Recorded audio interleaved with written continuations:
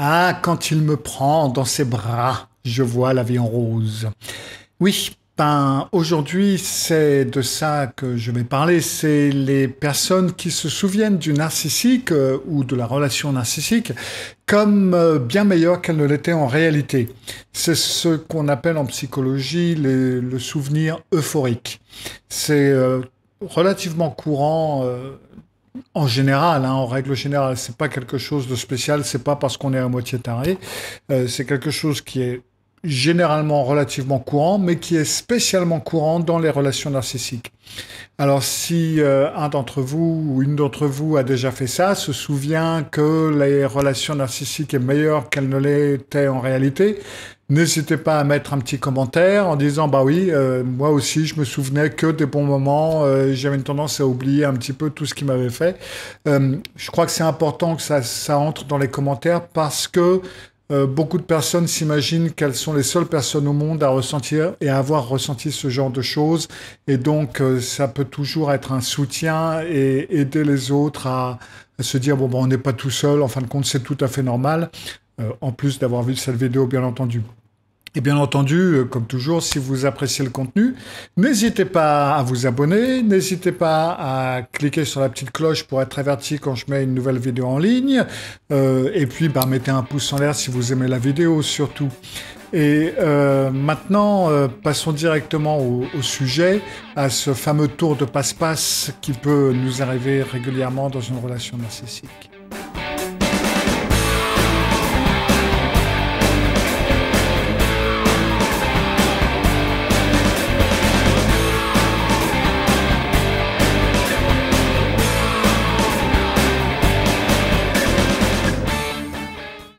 Alors oui, c'est en fait un tour de passe-passe qui arrive aux personnes qui vivent dans une relation narcissique ou qui ont vécu dans une relation narcissique, quelle qu'elle soit, hein, que ce soit dans la famille que vous aviez, donc de votre famille d'origine, que ce soit avec un conjoint ou une conjointe, que ce soit au travail.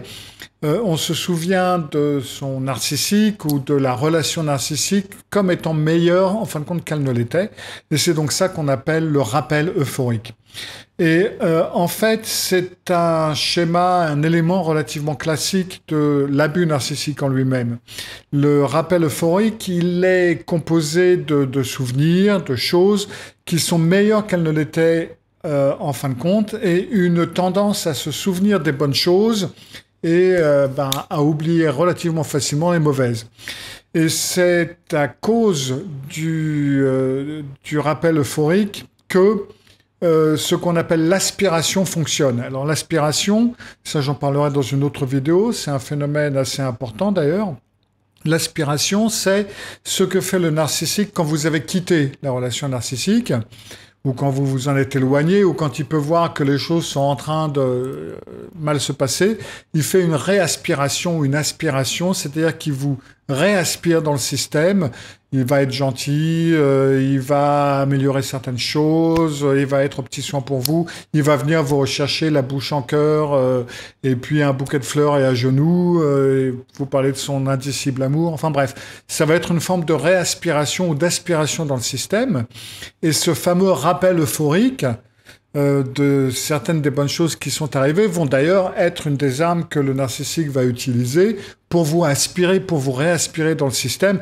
Mais tu te souviens, la fois où on était à Corfou, comment ça s'était passé, c'était merveilleux. Enfin bref, vous allez avoir tout ça. Et puis, de plus, c'est un élément important de la rumination.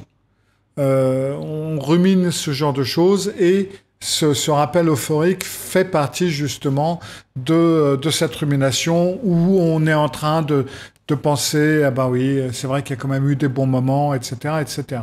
Donc le rappel euphorique, ça va être une sorte de mémoire sélective qui fait partie de l'abus narcissique et qui va consister à sélectionner certains souvenirs et à se perdre dans le souvenir de l'amour, des choses amusantes qu'on a fait ensemble, de certaines vacances ou même de certains moments de vacances. Vous pouvez dans un souvenir ou dans un rappel euphorique, vous souvenir d'un jour ou d'un épisode de vacances qui était merveilleux, en oubliant que avant ça, il y a eu un conflit qui vous a mis en l'air et que juste après ça, ou que cette scène s'est terminée en conflit. Vous allez enlever le conflit de deux côtés et vous allez garder juste ce côté qui était agréable, qui était superbe. Ou alors ça va être de se concentrer sur le fait que c'était un bel homme, il était très intelligent, il y a des photos fantastiques sur Facebook de vous, il y a eu des expériences fantastiques, vous avez aimé l'image que ça a donnée au reste du monde, et donc vous essayez de vous y raccrocher et de vous y accrocher autant que possible.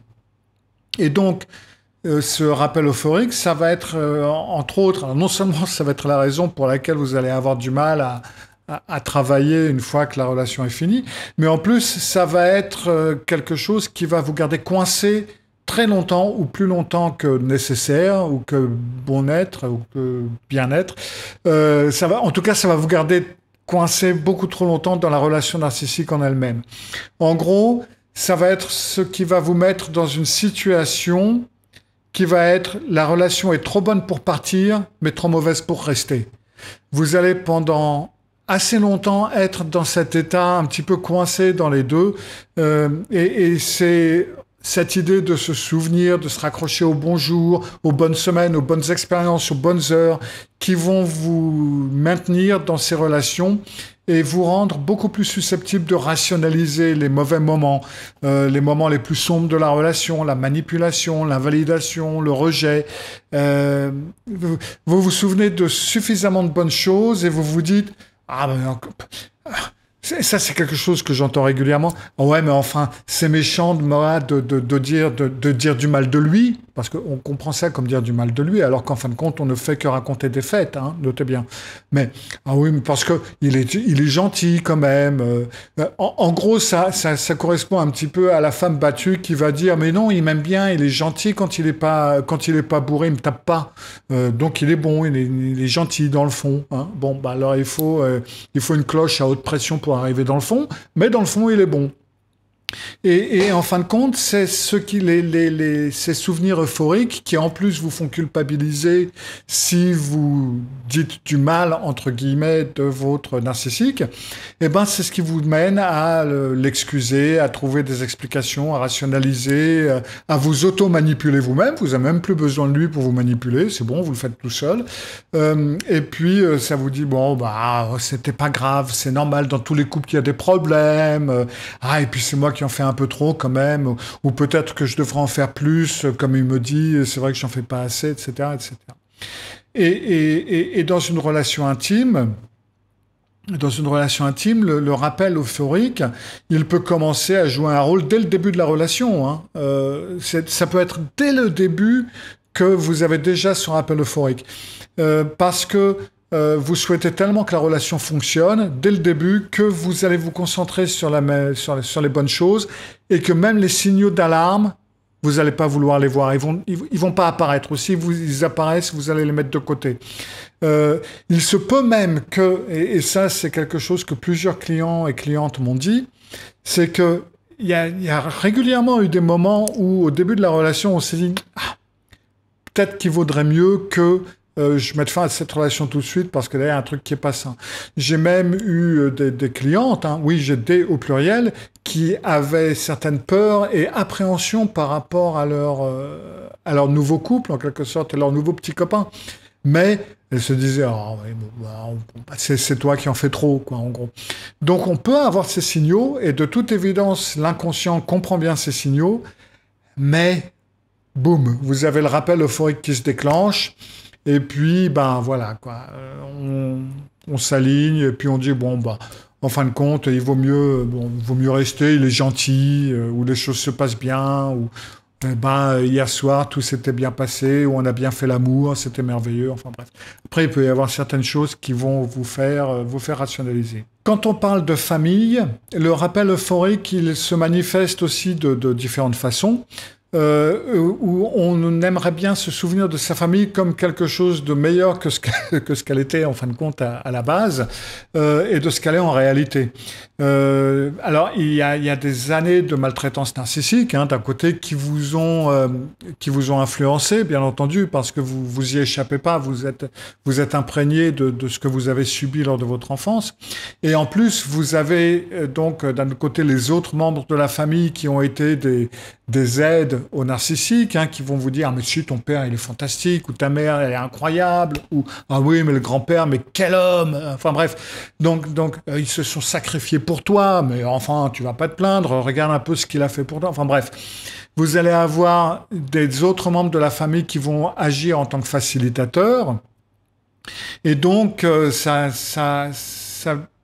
fait de ne pas dire que votre famille était formidable, ben, ça vous fait paraître un petit peu comme honteux et en plus, ben, faucheton et vous vous dites, ouais, enfin, je suis ingrat. Et donc, ça peut favoriser une espèce de nostalgie déplacée pour quelque chose qui, en fin de compte, n'a jamais existé.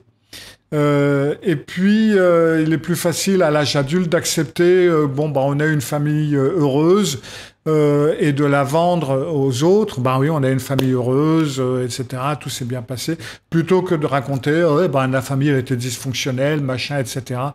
Déjà, d'un côté, ça vous fait paraître comme quelqu'un qui se plaint tout le temps, qui veut se mettre au centre. Ah oui, pauvre de moi, pauvre petit chou.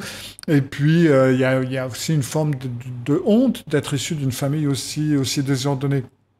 Et donc là encore, ça peut vous rendre vulnérable au rappel euphorique.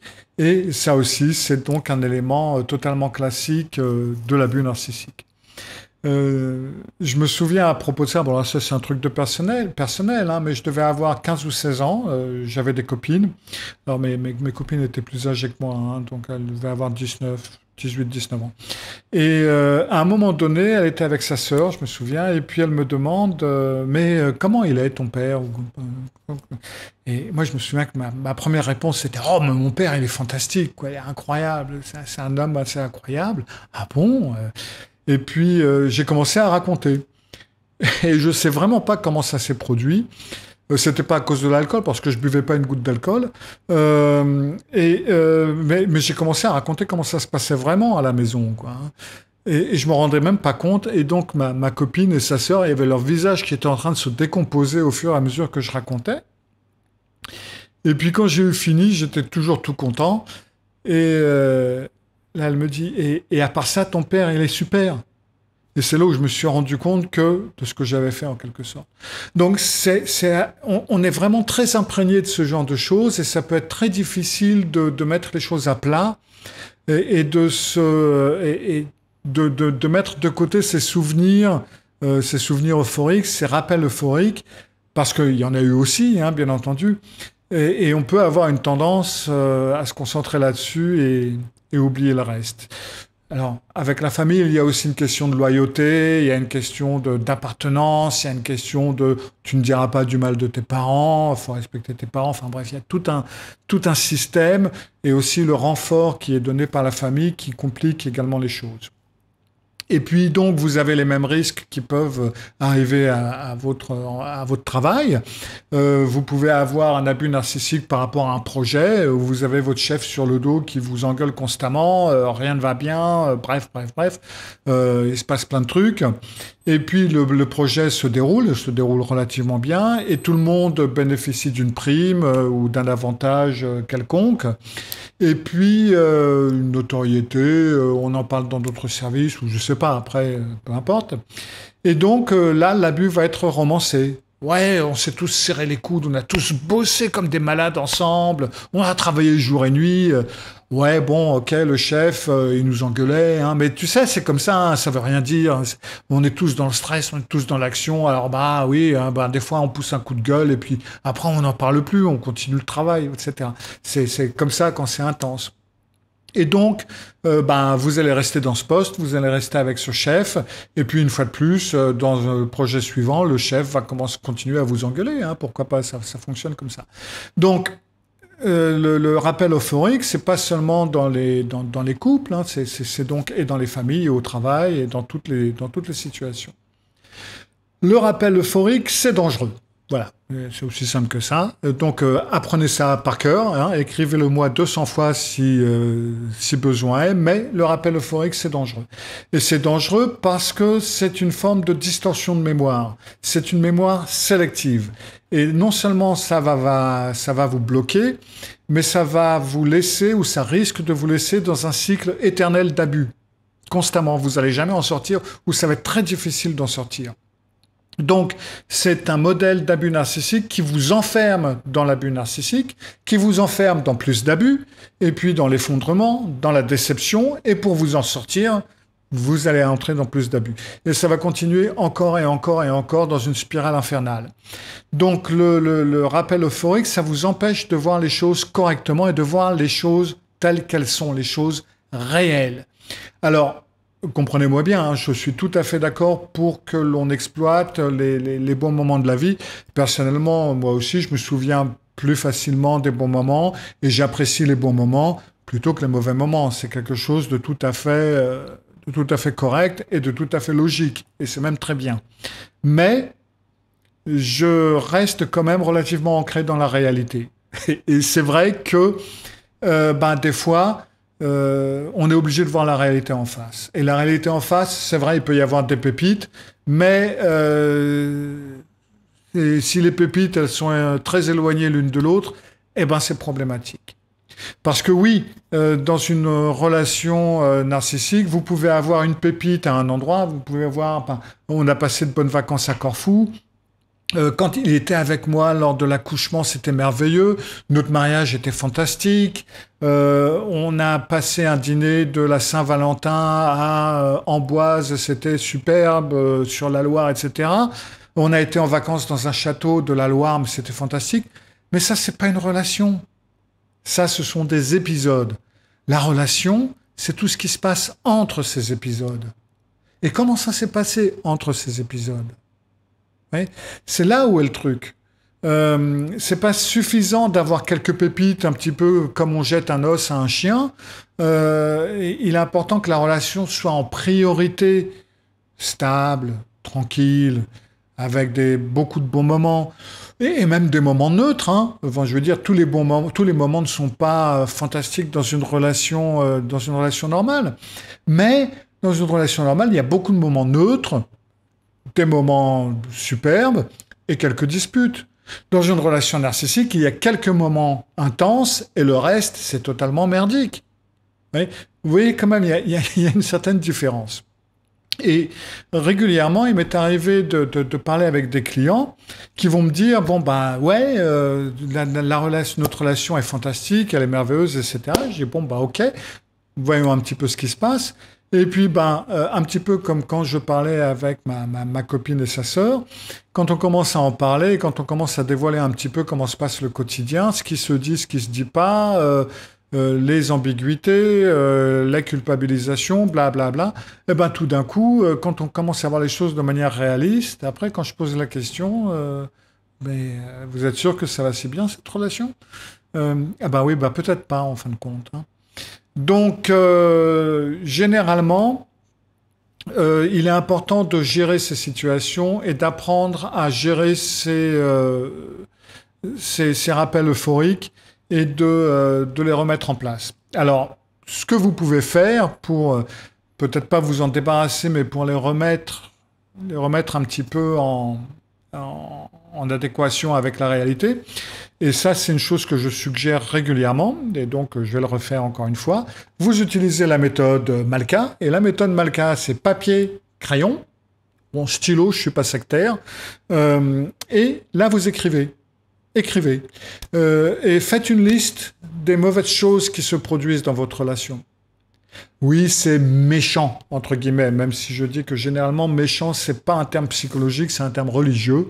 Hein, on parle pas de méchanceté en psychologie, mais bon, ok, c'est méchant, ok, c'est déprimant parce que c'est pas très agréable, mais il faut avoir cette liste, parce que cette liste des mauvaises choses, que vous soyez dans la relation narcissique ou pas, hein, c'est un contrepoids à tous ces souvenirs qui sont prétendus heureux et irréalistes. D'ailleurs, quand je vous ai dit par rapport à le travail que je faisais avec les clients, quand je les oblige en quelque sorte à voir la réalité, à être concret, à voir la réalité et ce qui se passe, le but c'est pas de leur faire casser la relation, de leur faire rompre ou partir, etc. Il n'est pas question de ça. Ça, à la limite, on s'en fout. C'est pas peut-être qu'ils peuvent pas de toute façon, donc ça c'est tout autre chose. Mais il est important de voir la réalité des faits. Et ça, vous pouvez le voir justement en faisant une liste de ce qui arrive, ce qui se passe, ce qui est dit, ce qui est fait. Donc, une liste. Deuxièmement, vous allez avoir besoin d'un bon thérapeute. Parce que le thérapeute, c'est une mémoire de secours. Logiquement, si c'est un thérapeute qui connaît son boulot, il va écouter ce que vous lui dites et il va s'en souvenir. Et donc, quand vous leur dites, bah, c'est bien, ils vont me dire, bah, c'est bien, on a passé un super week-end, les choses vont bien, etc., etc. Et en fin de compte, il est toujours gentil avec moi. Là, ça va être à moi de me souvenir, de lui dire, toujours. Mais vous m'avez dit que telle et telle date, il a fait ceci, il a fait cela. C'est pas tout à fait... D'accord? C'est pas toujours ça. Ah oui, non, c'est vrai. D'accord? Donc il faut qu'il y ait un thérapeute qui vous écoute, qui note bien ou qui se souvienne bien de ce que vous lui dites et qu'il les réutilise justement pour être votre mémoire de secours en quelque sorte. Et pour éviter, ça va être son travail, hein, du thérapeute, de vous assurer de s'assurer que le client ou la cliente, elle n'est pas coincée dans une dissonance cognitive de façon à maintenir un récit et qui fait qu'elle va rester dans la relation abusive ou qu'elle va subir l'abus. Si elle doit rester dans la relation abusive parce que pour une raison ou pour une autre, il n'est pas temps encore de partir, il faut au moins qu'elle reste en contact avec la réalité et qu'elle arrête de se mener en bateau, parce que c'est pas notre job de mener les clients en bateau, mais c'est au contraire de les ramener sur terre. Et puis enfin, une méthode que j'ai utilisée, que j'utilise toujours régulièrement, c'est n'hésitez pas à apporter ou à envoyer, hein, moi régulièrement les clients m'envoient les photos à la thérapeute ou au thérapeute. Parce que si vous avez des photos de couple ou des photos de votre enfance ou de votre famille, etc., ou même de votre mentor narcissique, eh ben, vous allez plus facilement, si vous avez un thérapeute qui est attentif, hein, et qui est capable qui peut vous donner un regard neuf sur certaines de ces photos. Il y a des fois où en regardant des photos avec des clients, je leur ai fait remarquer, non mais vous avez vu ces yeux là? Donc on cache le truc. Alors si c'est à distance, je fais ça avec Photoshop ou ce que vous voulez. Mais vous avez vu comment il regarde, etc. Bref, on peut voir des détails, mais vous n'avez pas vu qu'elle sourit pas ou que vous ne souriez pas. Vous voyez pas que vous avez l'air triste ou vous voyez pas que votre sourire a l'air coincé. Et des fois, on a besoin d'une paire d'yeux, j'allais dire une paire d'œil, une paire d'yeux neufs pour voir ces choses-là. Donc, les photos, ça peut être une bonne méthode aussi pour vous aider à voir ça. Alors, vous pouvez faire ça avec un thérapeute ou avec un ami ou une amie qui est attentive, hein. Mais ça peut être une bonne chose. Donc, il est important, pour se guérir du rappel euphorique, de se concentrer sur un rappel réaliste. D'accord? C'est de se dire, bon, bah voilà, quelle est la réalité des faits, qu'est-ce qui s'est passé vraiment. C'est vrai qu'il y a eu tel et tel bon moment, mais le bon moment s'est mal terminé, ou il faisait suite à un très mauvais moment, ou en fin de compte, ça a été un seul bon moment dans toute la semaine, etc., etc. Et ça n'est pas une bonne chose pour une relation de couple. C'est pas durable, c'est pas quelque chose avec lequel on peut continuer à travailler. Voilà. Maintenant, si vous-même vous avez des conseils à donner pour des méthodes que vous avez utilisées, ce qui est possible aussi, hein, pourquoi pas, si vous avez fait des choses qui vous ont aidé, n'hésitez pas à les mettre en commentaire, ça peut toujours être utile pour d'autres personnes qui voient cette vidéo, pourquoi pas. Et puis, sans ça, écoutez, je vous revois jeudi prochain pour une nouvelle vidéo. Dans l'entretemps, faites bien attention à vous et à la semaine prochaine. Au revoir.